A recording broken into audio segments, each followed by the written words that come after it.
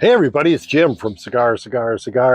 Today I'm smoking an Oliva Master Blends 3, which is what I call one of my fallback cigars.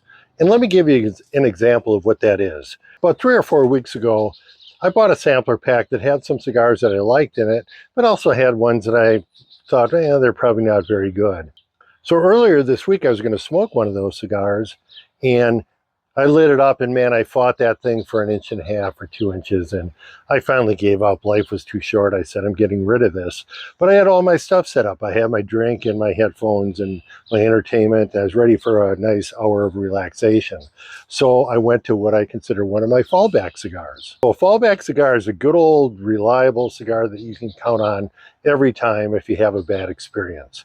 When I pick them, what I look for is reliability and consistency in both construction and flavor. So it's going to burn good, it's going to have good draw, and also you're going to like the taste.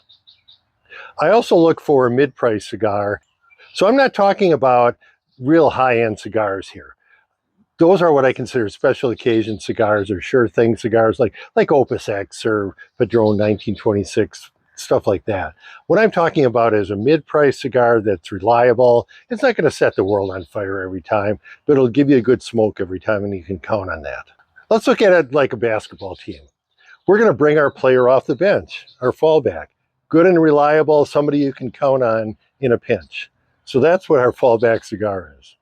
I look for medium to medium full body cigars for my fallback cigars, but I do have some Connecticut shades that I'm going to mention too.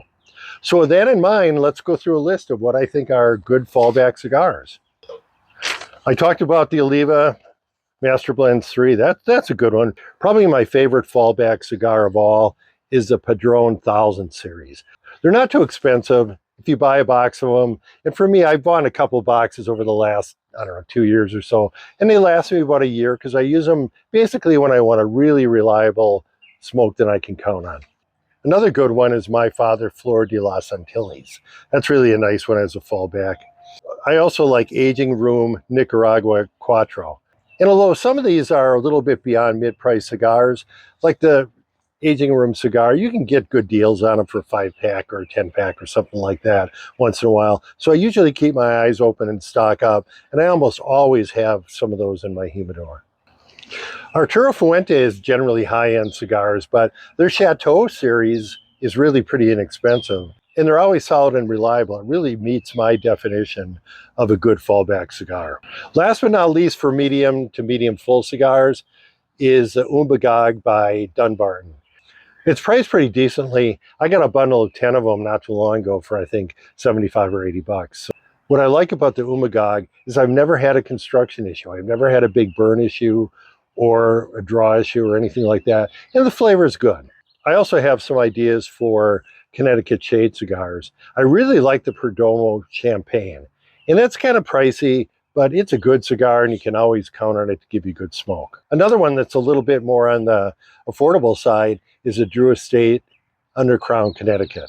I've smoked a lot of those, and again, reliable. Are they going to knock your socks off? No, but they're a nice smoke. Even lower price point, the PDM, the Perla Del Mar shade. I've been gravitating more toward the Perla Del Mar. They have really good construction, and the taste is really good as well. All right, that's all I have for fallback cigars.